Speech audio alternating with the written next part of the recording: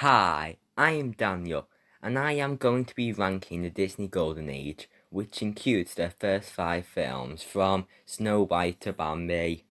If this does well in views, I'll probably rank every era in a new series. If it doesn't, I'll stop after the first two. Anyway, these films are very old because they came out in the late 1930s and early 1940s, so they helped shape both animation and also film in general. Out of these 5, what are the best and what are the worst in my opinion? 5. Snow White and the Seven Dwarfs. From a historical point of view, this is revolutionary in how one vision turned into a big thing. However, as a movie, it's average and even not generous. The biggest problem with this film is how much it dragged out, which makes the ending feel rushed when the rest is really slow pace. The characters aren't that good.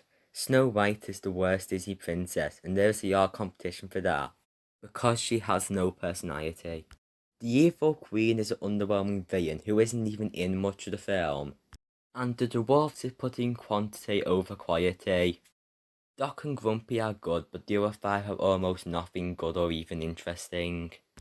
I won't deduct points for this because of how old it is. The animation hasn't been mastered yet. Snow White's design look weird, and everything else just looks dull.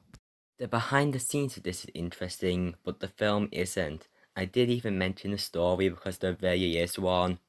4. Bambi. The animation of Bambi is incredible, especially for its time. The backgrounds look like a painting, which is a great stylistic choice, and the character designs are superb with a movement that is really expressive. The music is also great for being very atmospheric and for fitting the film it's in.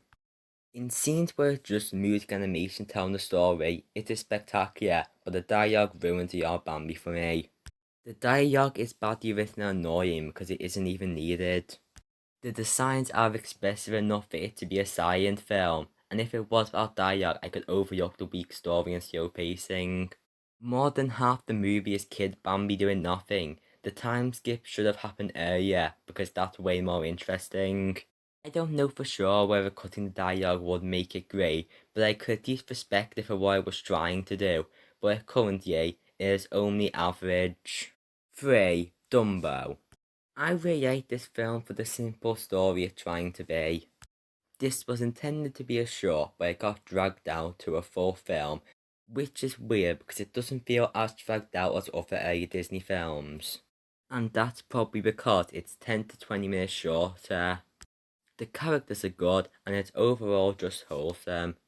It has some racism which is jarring, but it's better than you have others because 1. These are animal depictions, and 2. These aren't evil or villainous. But why do you have to name the character Jim Crow? 2. Fantasia. This film is an experience. The idea behind Fantasia is genius because the music combined with movement is what this era exceeds at. Speaking of that, this is where Disney gets good at animation because the colors and the signs in different styles depending on the segment. I don't really enjoy the live action bit, but it has a style to it, and it doesn't ruin the tone, which is why Fantasia 2000 is weaker, despite on average the segments being better. The best segments are Night on Ball Mountain and Ave Maria for how they tied into each other at the end, and for having the best animation of the whole film. The worst is Rite of Spring because it takes over 10 minutes to get into the dinosaur part, and it is so slow.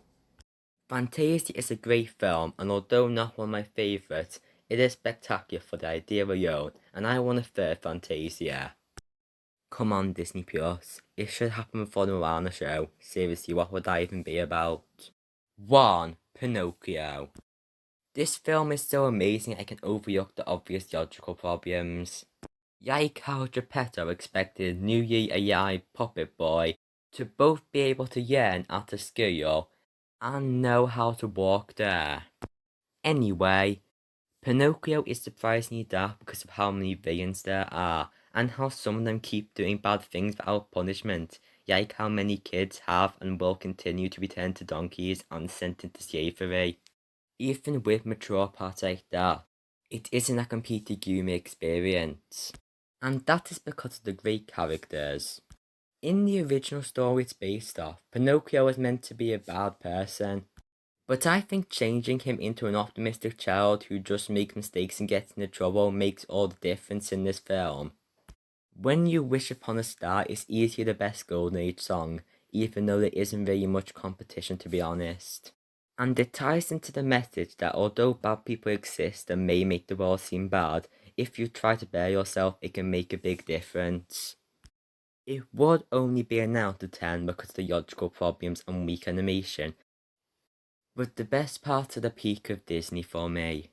In conclusion, if you look at the tier list, there is 3 A-tier movies and 2 C-tier movies, which is great compared to most Disney eras. If I do continue this series, I plan to use this tier list to rank all the films discussed so far. Anyway, I hope you enjoy me going more in depth into each placement than I normally do in top list and ranking videos. The end.